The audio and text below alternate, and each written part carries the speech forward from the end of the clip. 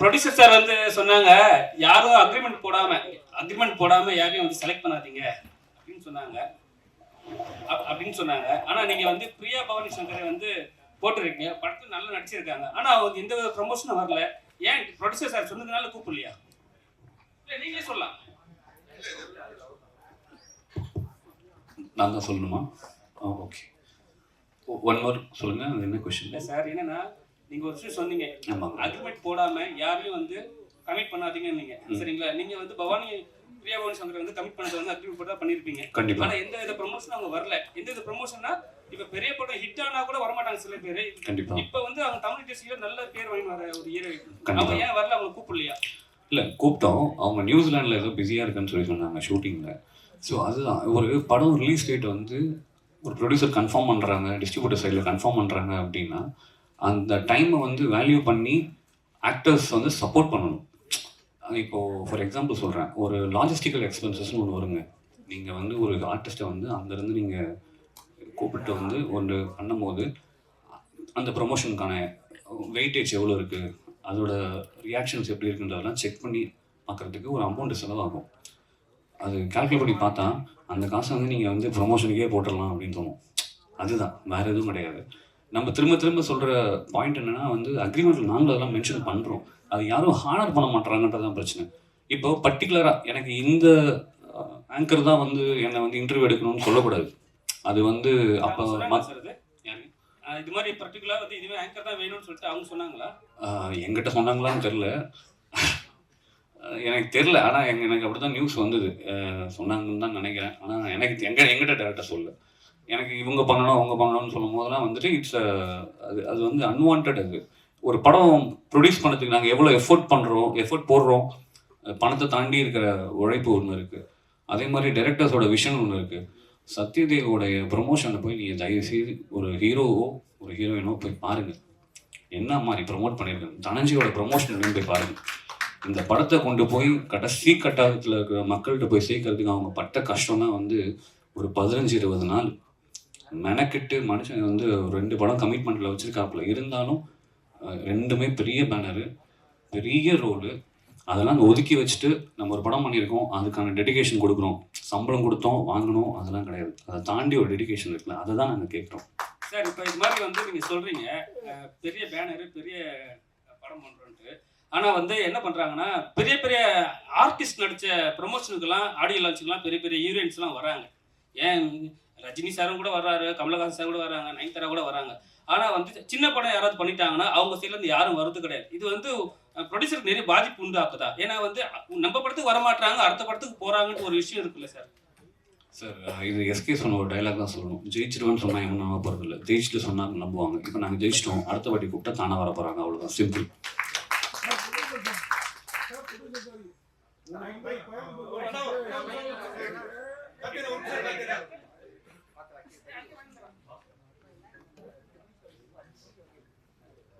உங்களுக்கு வந்து கோயம்புத்தூர்காரங்க சத்யராஜ் சார், தெலுங்குக்காரங்க கன்னடத்துக்காரங்களாம் இவ்வளோ ஹெல்ப் பண்ணியிருக்கிறாங்க. நீங்கள் ஒரு கடலூர்காரரு, அந்த அம்மா ஒரு மாயவரத்துக்காரம்மா, எதனால் வந்து ப்ரொமோஷனுக்கு வரல, நாங்கள் நம்ம ஊருக்காரங்க அப்படின்னு சொல்லி சத்யராஜ் தெலுங்குல உங்களுக்கு இவ்வளோ சப்போர்ட் பண்ணிருக்காங்க. அந்த ஒரு ரீசன் மட்டும்தான் காரணமா, இல்லை ஒரு ப்ரொடியூசராக நீங்கள் ஏதாவது ஆதிக்கம் பண்ண நினச்சி அதனால் ஏதாவது வருத்தமா? ஏன்னா பிரியா பவானி சங்கர் சில அவங்க மேலே அந்த குற்றச்சாட்டு நீங்கள் தான் முதல்ல வைக்கிறீங்க. முன்னாடி நயன்தாரா இவங்க நல்லா இருக்கும் அந்த மாதிரி குற்றச்சாட்டு. இல்லை, இதுக்கு முன்னாடி எத்தனை படத்தோட ப்ரொமோஷனுக்கு நான் திரும்ப சொல்கிறேன், அவங்க வந்து வரலன்னு நான் சொல்லலை, நல்லா புரிஞ்சுக்கணும். லாஜிஸ்டிக்கல் எக்ஸ்பென்சஸ் கால்குலேட் பண்ணி பார்த்தா அது வந்து எங்களுக்கு மேட்ச் ஆகலன்னு சொல்கிறேன். ரெண்டுத்துக்கும் வித்தியாசம் இருக்குது. இப்போது ஷூட்டிங் வந்து நம்ம வந்து எதுவும் இப்போ ரிலீஸ் டேட் வந்து நாளைக்கு ரிலீஸ்னு யாராவது சொல்லுவாங்களா? நீங்கள் சொல்லுங்க பார்ப்போம். யாருமே சொல்ல போகிறது இல்லை. அட்லீஸ்ட் ஒரு 1 மந்த், ஒரு 45 days பிஃபோர் நமக்கு தெரிஞ்சிடும். ஏன்னா 1 month பிஃபோர் நீங்கள் தியேட்டர் கன்ஃபர்மேஷன் கொடுத்தே ஆகணும். அப்படி இருக்கிற சுச்சுவேஷனில் நீங்கள் வந்து இந்த 1 month ஒரு 45 days டைம் இருக்குது அப்படின்னா அந்த கம்பெனிலும் நீங்கள் பேசணும். ஃபார் எக்ஸாம்பிள் நான் சொல்கிறேன், இப்போ வெளியூரில் இருந்து அவங்கள கூப்பிட்டு வரும்போது அவங்க மட்டும் வர மாட்டாங்க, அவங்க டீம் ஃபுல்லாக வரும். அவங்களுக்கான ஒரு எக்ஸ்பென்சஸ் ஒன்று இருக்குது. அது எப்படி வந்து ஒரு ப்ரொடியூசர் ஹேண்டில் பண்ண முடியும்? அதுதான் நான் கேட்குறேன்.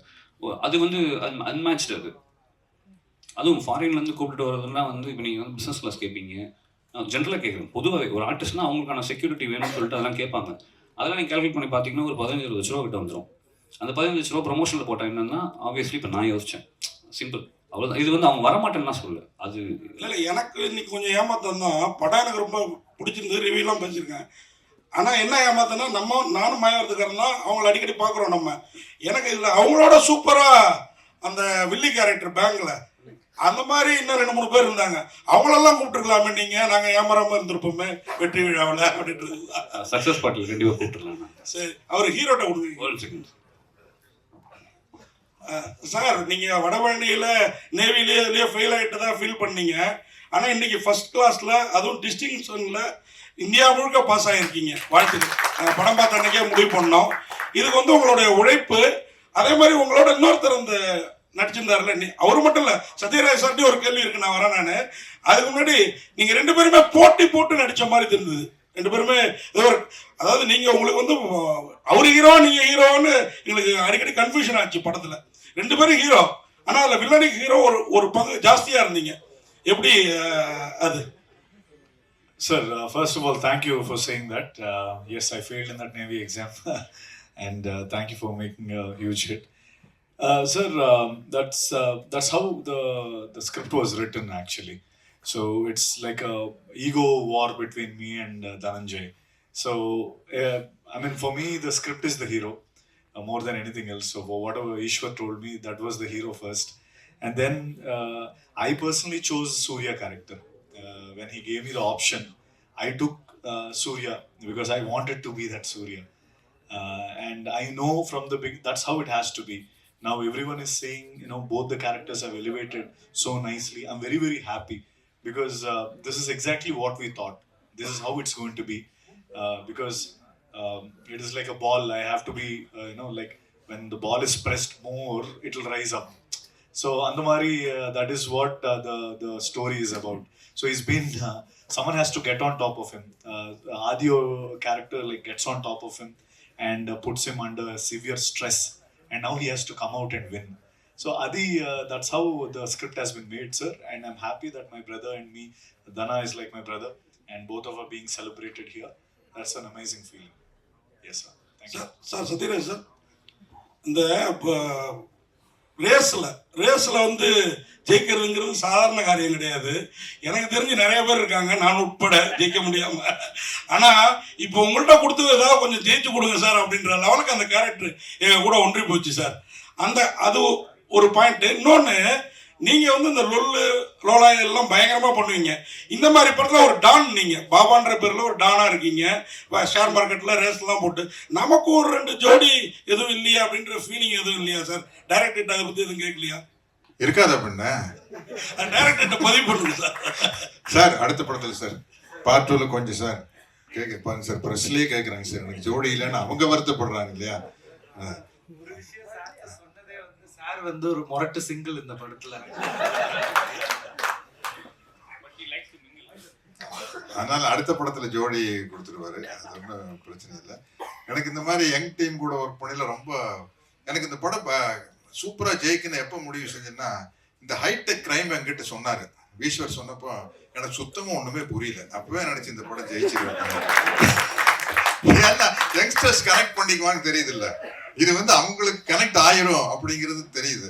எனக்கு பொதுவாகவே என் வயசுல இருக்கிறவங்க எந்த அளவுக்கு டெக்கியா இருக்கிறாங்களோ அதில் நான் ரொம்ப ஒரு 10% தான். எனக்கு இந்த விஷயங்கள் எதுவுமே தெரியாது. நான் ட்விட்டர் இல்லை, இன்ஸ்டாகிராம் இல்லை, ஃபேஸ்புக் இல்லை, சார் பாலா சார் இல்லை சார் உங்களை இதுலையெல்லாம் போட்டு விடுங்க சார் அப்படிவாங்க. சார் நான் எதுலேயுமே இல்லை சார்.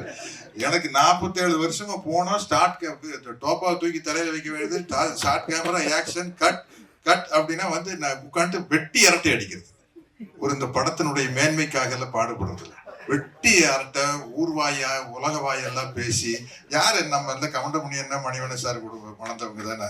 அதனால இதெல்லாம் பேசி சிரிச்சுட்டு பேக்கப்னோன்னா டோப்பா கழட்டி வீசிட்டு கிளம்ப வேண்டியதான்.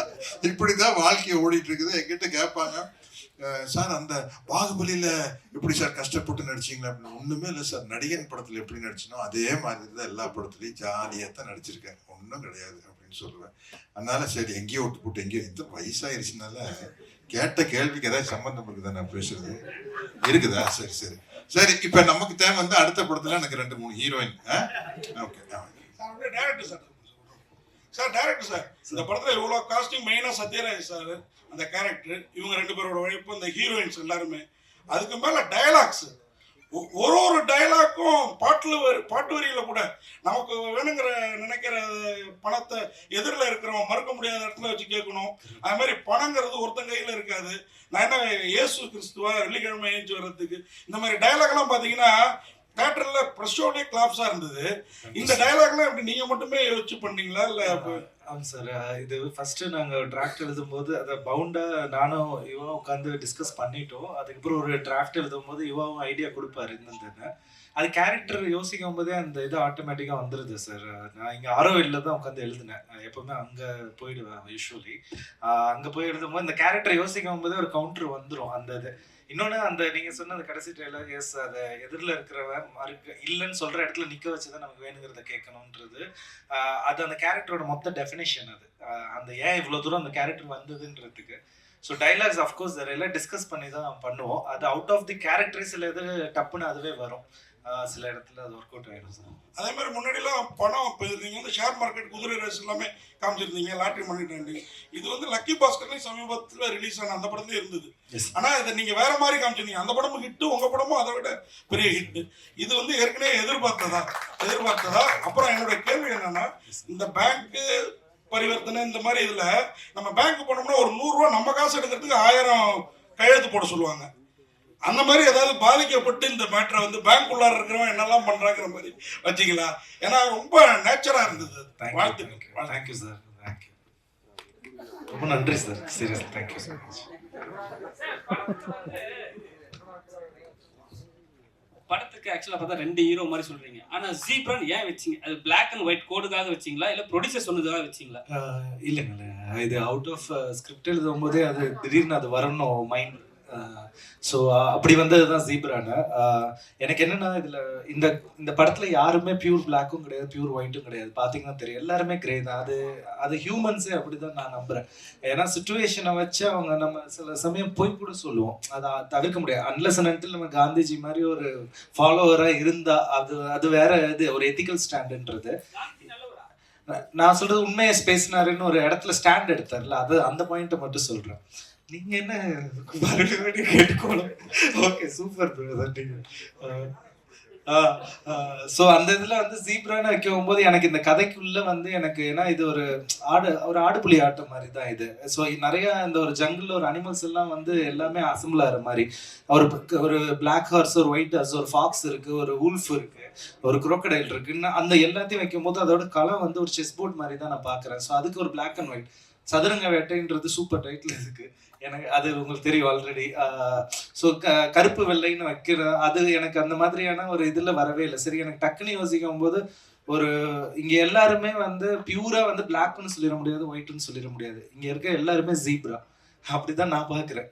ஸோ அதுக்கு தான் அது வச்சதுங்க பர்பஸா. சார், ஜீப்ரா 2 வந்துட்டு நீங்கள் லீக் கொடுத்துருக்கீங்க. இப்போ அவர் வந்து சொன்னார் சூப்பர் ஸ்டாரை வச்சு நீங்கள் எடுப்பீங்க கண்டிப்பான. நீங்கள் எதுவும் அதை வச்சு ஸ்டோரி அவர்கிட்ட சொல்லியிருந்தீங்களா, இல்லை வந்து அவர் வந்து உங்களுக்கு வாழ்த்துக்கள் சொல்றேன்டி அப்படி சொன்னாரு? சார், அவர் மேல வச்சிருக்க நம்பிக்கையை தான் அது காட்டுது சார். சார் ஒரே நிமிஷம் சார். இங்க சார் படம் வந்து ரிவ்யூவால தான் நல்ல ஒரு வரவேற்பு கிடைச்சது அப்படின்னு சொல்லியிருந்தீங்க. இப்போ உங்க படத்துக்கு ரிவ்யூவால தான் படம் நல்ல வரவேற்பு அடைஞ்சுங்க.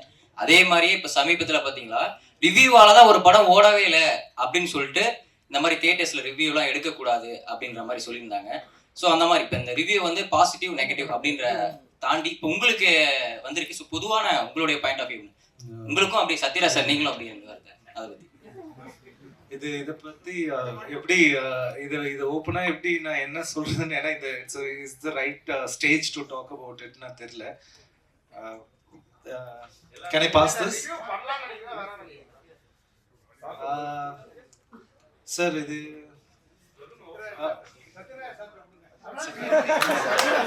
சத்யராஜ் சார் நீங்களே சொல்லியிருந்தீங்க இந்த படத்துக்கு நல்ல ரிவ்யூஸ்லாம் வருது, ஹவுஸ்ஃபுல் அப்படி இப்படின்ற மாதிரி ரிவ்யூஸ் பார்த்து தான் நீங்களே ஒரு ஐடென்டிஃபை பண்ண முடியுது படம் நல்லா ரீச் ஆகுது அப்படின்றது. ஸோ இப்போ ரீசெண்டாக நீங்கள் எந்த படத்தை பற்றி சொல்கிறேன்னு உங்களுக்கும் தெரியும், எதில் இருந்து அறிவிப்பு வந்தது. இப்போ படமே ரிவ்யூவால தான் ஓடலை அப்படின்றது சொல்கிறாங்க. படம் நல்லா இருந்தால் நல்லா இருந்துச்சுன்னு சொல்ல போகிறாங்க, இல்லைன்னா இல்லைன்னு சொல்ல போகிறாங்க, எல்லாருக்கும் தெரிஞ்ச விஷயம். பட் ரிவ்யூவால தான் படம் ஓடலை, ஸோ யாரும் ரிவ்யூ எடுக்கக்கூடாது அப்படின்ற மாதிரி சொல்லியிருக்காங்க. ஸோ நீங்கள் சொல்லுங்க சார். நீங்கள் பல படங்களை பார்த்துருப்பீங்க, பல ரிவ்யூவில் பார்த்துருப்பீங்க. இப்போ சமீபத்தில் இந்த பிரச்சனை போயிட்டு இருக்கு. இல்லை, ஒரு படத்துக்கு ரிவ்யூ பண்ணுறது வந்து பத்திரிகையாளர்களுடைய உரிமை, அதை நான் இல்லைன்னு சொல்ல.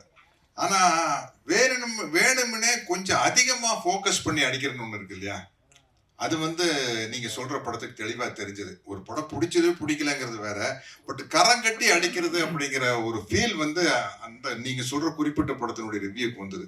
அது தவறான விஷயம் அப்படின்னு நான் நினைக்கிறேன். ஏன்னா ஒரு படம் பிடிக்காது அவருடைய தனி மனிதனுடைய விருப்பம், அதில் வந்து எந்த விதமான அப்ஜெக்ஷன் கிடையாது. இருந்தாலும் அந்த ஒரு ஆஸ்பெக்ட் வந்து தப்புன்னு நான் நினைக்கிறேன். அது கொஞ்சம் இருந்ததா நானும் உணர்றேன். ஏன்னா நல்லா இருக்குது நல்லா இல்லைங்கிறத தாண்டி பர்சனலாக அட்டாக் பண்ணி பர்சனல் லைஃப் எல்லாம் அவங்களுடைய தனிப்பட்ட வாழ்க்கையெல்லாம் அட்டாக் பண்ணிங்கிறது வந்து அதை எப்படி ரிவ்யூக்குள்ள வரும்? அதுக்கு ரிவ்யூக்கு என்ன சம்பந்தம் இல்லையா? இல்ல சார், இப்ப நீங்க சொன்ன மாதிரி ரிவ்யூஸ் எல்லாமே ரிவ்யூவர்ஸ் பண்றது இல்ல. இப்ப தியேட்டர்ஸ்ல இருந்து படம் பார்த்துட்டு வர பப்ளிக்கு கொடுக்குற ரிவ்யூ தான் பண்ணக்கூடாதுன்னு சொல்லியிருக்காங்க. ஸோ பப்ளிக்கோட பாயிண்ட் ஆஃப் வியூல இந்த படம் நல்லா இருக்கு, இது நல்லா இல்ல, இந்த படம் மாதிரி இருக்கு அப்படின்ற அந்த கம்பேரிசேஷன் இது எல்லாமே இருக்கும். ஸோ அதை வந்து அக்செப்ட் பண்ணிட்டு தானே சார் ஆகணும். படம் ரிலீஸ் பண்றன்றது பப்ளிக் தான், அவங்க சொல்ற பாயிண்ட்டையும் நம்ம ஏத்துட்டு தானே சார் ஆகணும். நல்லா இல்லைன்னா நல்லா இல்லைன்னு ஏத்துட்டு தானே ஆகணும். இல்ல, அதை ஏத்துக்கிறது தப்பு இல்லை. ஆனா என்னன்னா ஒரு கல்ட் டெவலப் ஆயிடுச்சுன்னு வச்சுங்களேன். எப்படி பாத்தியா, அவங்க யாருன்னே தெரியாது, எப்படி வச்சு அடிச்சம் பாத்தியா, வச்சு செஞ்சம் பாத்தியா, ஏய் அப்படிங்கிற மாதிரி ஒரு ரசிகனுக்கு ஒரு மனப்பான்மை வந்துச்சுன்னு வச்சுங்களேன். நாளைக்கு அடுத்த படத்துல அவங்களுடைய ஃப்ரெண்டு வந்து நான் உன்னை மீறி அடிக்கிறேன் பாடுற அப்படின்னு அடிப்பாங்க. அந்த ஒரு விஷயம் வந்து தவறான விஷயம். நிச்சயமா வந்து ஒரு படத்துல இருக்கிற நிறை குறைகளை சொல்ல, அதை தாண்டி அவங்களுடைய பர்சனல் விஷயத்த படத்தினுடைய ரிவ்யூக்குள்ள அட்டாக் பண்ணக்கூடாது. ஏன்னா நான் சொன்ன மாதிரி எல்லாருமே பணம் வாங்குறவங்க, இவர் ஒருத்தர் தான் பணம் போடுறவர் இல்லையா? அதனால வந்து எங்களுடைய பர்சனல் லைஃபை வச்சு ஒரு படத்தை எப்படி அட்டாக் பண்ணலாம், அது வந்து கண்டிப்பா கண்டிக்கத்தக்க ஒரு விஷயம். அதுல எந்த ஒரு மனுஷன் சொல்றீங்களா சார், படம் பார்த்துட்டு வரவங்களுக்கும் சொல்றீங்களா சார்? பொதுமக்களுக்கு நான் என்ன சொல்றேன்னா, நீங்க வந்து படத்தை மட்டும் ரிவ்யூ பண்ணுங்க, அதை தாண்டி பர்சனலா ரிவ்யூ பண்ணாதீங்க அப்படிங்கிறது பொதுமக்களுக்கு நான் வைக்கிற ஒரு தாழ்மையான வேண்டுகோள் தான். அவ்வளவுதான் சார். ஹீரோ சார், உங்களுக்கு ஹீரோ சார் சொல்லுங்க சார். சார் வாழ்த்துக்கள் ஃபர்ஸ்ட். உங்களுக்கு படத்துல வந்து ரொம்ப நீட்டா ரொம்ப அழகா பெண்களுக்கு பிடித்த மாதிரி இருந்தீங்க. இப்போ வந்து ப்ரெஷ் சக்சஸ் மீட்க்கு ரொம்ப ரக்கடா வந்துருக்கீங்க. தமிழ்நாட்டு பெண்களுக்கு வந்து ரக்கடா இருந்தா ரொம்ப பிடிக்கும். ஸோ அதனால வந்திருக்கீங்களா அப்படி? I'm Semma Mass actually, sir. I'm actually that character that he made me shave and all, but this is how I usually look, and I'm actually doing another film. For that, I've grown the beard and all. But yeah, I'm glad that you like me in this look. So I'll try to do more films in this look here.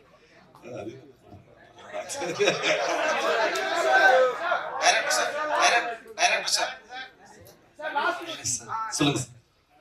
படத்தை திரைக்கதை, வசனம், இயக்கம், நடிப்பு எல்லாம் நல்லா இருக்கு. ஆனா கதைன்னு பார்த்தா எனக்கு ஒரு தப்பான கதையா தோணுது. ஒரு வங்கியை கொள்ளையடிப்பது அப்படிங்கிறது, ஒரு வங்கியில இருந்து பணத்தை எடுத்து போய் திருப்பி வைக்கிறது அப்படிங்கிறது ஒரு சட்டவிரோதம் வேற. ஆனா ஒரு கமர்ஷியல் படத்துல இப்படி ஒரு ஹீரோ செஞ்சுட்டு தப்புச்சிட்டான் அப்படின்னு காட்டுறது வந்து ஒரு தவறான வழியை காட்டுது அப்படின்னு நான் நினைக்கிறேன். ஓகே, கண்டிப்பா அதை ஏத்துக்கிறேன் சார். இது இந்த கதையை இப்போ ஸோ ஒரு சினிமாட்டிக்கா ஒரு விஷயத்த நான் சொல்ல வேண்டியது இருக்கு இந்த இதுல. ஸோ ஆன்டி இப்போ அதுதான், இப்போ நான் ஆன்டி ஹீரோ மாதிரி ஒருத்தவங்களை வச்சு இப்போ ஒரு விஷயத்த நான் சொல்லும்போது இன்னும் ஆணித்தரமா ஒரு விஷயம் இறங்குது. இப்போ நான் வந்து சாப்பிடாத ஒரு குழந்தைகிட்ட சொல்ற மாதிரி தான் அது அதட்டுனா அது வேற மாதிரி இதா இருக்கு. ஒரு மாதிரி இது பண்ணாத நான் வேற ஏதாவது வாங்கி தரேன், இதை கொடுன்னு சொல்லி பொய் சொல்லி தான் வாங்க வேண்டியதா இருக்கு ஒரு பொருள் அந்த குழந்தைகிட்ட இருந்தா. அந்த மாதிரி தான் இது பாக்குறேன் sir. But I'm taking your point வேலிடா. இந்த கதைக்கு அது தேவைப்பட்டது சார். ஏன்னா இப்போ நான் இந்த படத்தை நான் எழுதிட்டு ஒரு ஸ்கிரிப்ட் எங்க அப்பாட்ட கொடுக்கும்போது எங்க அப்பாவோட ஃபர்ஸ்ட் பாயிண்ட் போய் பேங்க்ல போய் நாமினி நேம் ஃபில் பண்ணிட்டு வந்தாரு. அது நடந்தது. அது ஏன்னா அந்த இதுல வந்து நான் அந்த இதுல அந்த மாதிரி பயமுறுத்தினதுனாலதான் இப்படி நடக்குமோ அப்படின்ற மாதிரி இருக்கு. அது ஏன்னா பேங்க்ல நடக்கிற தப்பு நிறைய வெளியே தெரியறதே இல்லை. ஏன்னா உள்ளே இன்வெஸ்டிகேஷன் டீம் போட்டு எல்லாத்தையும் மூடிடுறாங்க, அது ரெப்புடேஷன் கெட்டு போயிடும்ன்றதுனால. ஸோ இந்த மாதிரி இடத்துல கொஞ்சம் இப்படி நெகட்டிவா சொல்லும் போது கொஞ்சம் ரீச் ஆகுன்ற மாதிரி ஒரு தாட் ப்ராசஸ்ல இது எழுதுனது சார். சார் லாஸ்ட் சார் இங்க சார் சார் எப்பவுமே நீங்க சொல்லுவீங்க எந்த படமா இருந்தாலும் ஓடுனா ஓடும், ஓடலைன்னா நம்ம ஒன்றும் பண்ண முடியாதுன்னு சொல்லிட்டு. எப்பவுமே வந்து லோகேஷ் கனகராஜ் வந்து ஒரு டெடிக்கேட்டான ஆர்டிஸ்ட் தான், நீங்களும் டெடிக்கேட்டான ஆர்டிஸ்ட் தான். சரிங்களா? இப்போ கூலியில நடிக்கிறீங்க, உங்களை செலக்ட் பண்ணும்போது நீங்க பார்த்துக்கலாம் அப்படி சொன்னீங்களா, இல்லை வந்து லோகேஷ் கனகராஜுக்கு ஏற்ற மாதிரி பேசுனீங்களா? முதலாவது வந்து இந்த படத்தினுடைய ப்ரெஸ் மீட்ல அதை பத்தி பேச முடியாது. ஏன்னா இன்னைக்கு எல்லா கம்பெனிலையும் வந்து அக்ரிமெண்ட் இருக்குது. நம்ம அவங்க அந்த படத்தை பத்தி அந்த படத்தினுடைய ப்ரொமோஷன் தான் பேசணும். ஏன்னா என்ன விஷயம் சொன்னாலும் அது வெளியில் லீக் ஆகிற மாதிரி இருக்கும். நான் வந்து அக்ரிமெண்ட் வேற வர வர கார்பரேட் கம்பெனி அக்ரிமெண்ட் வந்து அந்த காலத்துல ஆனந்தவளன் இந்த கல்கி தீபாவளி மலர் எல்லாம் வருது. படிச்சும் புரிஞ்சுக்க முடியாது, நான் படிக்கிறதும் இல்லை. அதுக்கு பெரிய ராம்ஜெத் மலானி மாதிரி ஒரு வக்கீலத்தை கூப்பிட்டு வரணும். நான் ஒரு 15-20 பக்கம் அப்படியே சர்சன் பெரட்டுவேன். கரெக்டா என்னுடைய அந்த பேமெண்ட் போர்ஷன் இருக்கு பாருங்க, அதை மட்டும் பார்ப்பேன். கண்ணில் விளக்கு நீ ஊற்றி சரி இது அட்வான்ஸு, இது first schedule, second schedule, third schedule, before dubbing settlement, ஓகேப்பா போடுப்பா கையெழுது அப்படின்னு போடுவோம். அதனால அதுல எல்லாம் என்ன எழுதியிருக்குன்னே தெரியல. நீங்க இப்ப ஏதாச்சும் என் வாயை பிடிங்க ஏதாச்சும் உடனே குட்டி நாளைக்கு நம்ம மேல கேஸ் போடுற மாதிரி ஆயிடக்கூடாது இல்லை. அதனால அந்த படத்தினுடைய ப்ரொமோஷன்ல பேசிக்குவோம். அதேதான் அது இல்ல, பொதுவாக அப்படி அக்ரிமெண்ட் அந்த படத்தினுடைய அக்ரிமெண்ட் அவங்கதான் எல்லாமே ரிலீஸ் பண்ணோம். இப்ப அந்த படத்துல வந்து என்ன கெட்டப் அப்படிங்கறது அவங்களே ரிலீஸ் பண்ணிட்டாங்க. என் பேர் வந்து ராஜசேகர்னு போட்டு ரிலீஸ் பண்ணிட்டாங்க. அதனால அதை பத்தி பேசல, மற்ற விஷயங்கள் வந்து பேச கூடாது அப்படிங்கிறது தான்.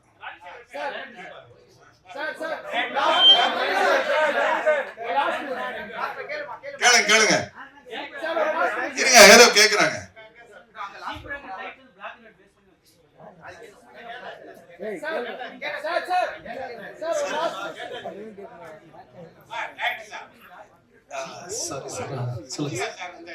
சத்யராஜ் ஒரு ஷேர் சர்டிஃபிகேட் பிசிக்கலா இருக்கிறதா அப்படியே ஒயிட் ஆகி கொடுக்கறதா ஒரே டயலாக பெரிய அமௌண்ட். இப்படி வந்து பிசிக்கலா இருக்க ஷேர் சர்டிஃபிகேட்டை டிமெட்டீரியலைஸ் பண்ணாம டிமேட் அக்கௌண்ட் ஓபன் பண்ணாம எப்படி அவ்வளவு பெரிய அமௌண்ட் அப்படி ஒரு டயலாக்ல ஒரு லைன்ல வந்து அப்படி பண்றாங்க?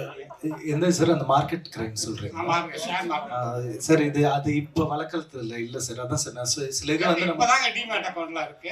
இல்ல சார், நான் கரெக்ட் சார். இப்போ நான் சொல்றது வந்து நான் ஒரு 2012 அந்த ரேஞ்சில எப்ப வாங்கியிருந்தாலும் அந்த ஷேர் பிசிக்கல் ஃபார்ம்ல இருந்ததுன்னா அதை இப்ப வந்து டிமேட் மாத்துறீங்க, டிமேட் பண்றீங்கன்னா அதை கம்பெனிக்கு போயிட்டு வரணும். அதை சார் கல்ல நோட்டை கூட அடிச்சு புழக்கத்தில் விடலாம் சார். ஆனா இது இந்த மாதிரி விஷயத்த பண்ணவே முடியாது. ஆமா சார். இது இப்போ சார் நான் வந்து ரிட்டர்ன் அமௌண்ட்டை தான் டிமேட்டுக்கு கொண்டு வர மாதிரி இருக்கு சார். கம்பெனிக்கு போகாம அவங்க அப்ரூவ் பண்ணாங்க சார். இப்போ ஷெல் கம்பெனிஸ்னு சிலது இருக்குல்ல சார். இப்போ ஜஸ்ட் ஃபார் எக்ஸாம்பிள் இப்போ அதுக்கு தான் இப்போ நான் கொல்கத்தால ஜமாகர்ச்சி அப்படின்னு ஒரு கேரக்டர் சொல்றேன். Jamakharchi is meant for shell companies அங்க கொல்கத்தால. இப்போ இந்த மாதிரி நிறைய ஷெல் கம்பெனிஸ், கம்பெனி நேம் மட்டும் இருக்கும், அந்த இடத்துல அந்த மாதிரி ஒரு பிசிக்கலா ஒரு கம்பெனியே இருக்காது. அதுல தான் இன்வெஸ்ட்மெண்ட் எல்லாம் போட்டு அது ஒரு சும்மா ஏறுற மாதிரி அவங்க மேனிபுலேட் பண்றாங்க. இப்போ இது நிறைய இடத்துல நடந்துகிட்டே இருக்குது. இது வந்து நான் இப்ப சொல்ல அர்ஷத் மேதா அங்க இருந்து அந்த சைட்ல இருந்து வருது. இப்போ ஷெல் கம்பெனிஸ் மாதிரி பாபா கேரக்டர் நிறைய ஷெல் கம்பெனிஸ், நான் ரொம்ப டெப்தா அதுக்கு தான் நான் அதுக்குள்ள போல. பாபா கேரக்டர் வந்து ஷெல் கம்பெனிஸ் மேல இந்த மாதிரி நிறைய வச்சிருக்காங்க. இப்போ அவங்களுக்குள்ள ஒரு 1000 பேர் செல் கம்பெனிஸ் மாதிரி வச்சிருப்பாங்க. நீங்க இப்போ அந்த இடத்துல பாத்தீங்கன்னா அந்த கடை பூட்டி இருக்கும், ஒரு சாதாரண டீ கடை கூட இருக்கும், ஆனா அது ஒரு பெரிய கார்பரேட் மாதிரி காட்டியிருப்பாங்க. அதுல உள்ள இருக்கிறவங்க பிளே பண்ணி இன்வெஸ்ட்மெண்ட் பண்ணி அந்த மாதிரி ஷேர். நான் எப்படி காட்டுறேன்னா Baba is owning shell companies, நிறைய ஷெல் கம்பெனிஸ் உள்ள வச்சுக்கிட்டு அதை மேனிபுலேட் பண்ணி உள்ள இருந்து அந்த பணத்தை வந்து டிரான்ஸ்ஃபர் பண்றாருன்னு. அது நான் ரொம்ப டீட்டெயிலா போனேன். இவ்வளவு தூரம் என்னால ஒரு சினிமாக்குள்ள சொல்ல முடியுமான்னு தெரியல. பிகாஸ் நான் ரிசர்ச் பண்ணிட்டேன். அதை எவ்வளோக்கு சொன்னா அது போதும், அதுக்கு மேல வேண்டாம் அப்படின்றதுக்கு தான் சார். அதுல ஏதாவது லாஜிக்கல் எரர் வரக்கூடாதுன்றதுனால தான் அந்த இடத்துல வந்ததுனால கொஞ்சம் சினிமாட்டிக்கா சொல்றதுக்கு ஒரு சில இடத்துல லிபர்ட்டி எடுத்திருக்கோம் நாங்க. அதுதான். ஓகே சார், நல்ல கேள்வி sir. Thank you sir, really good question.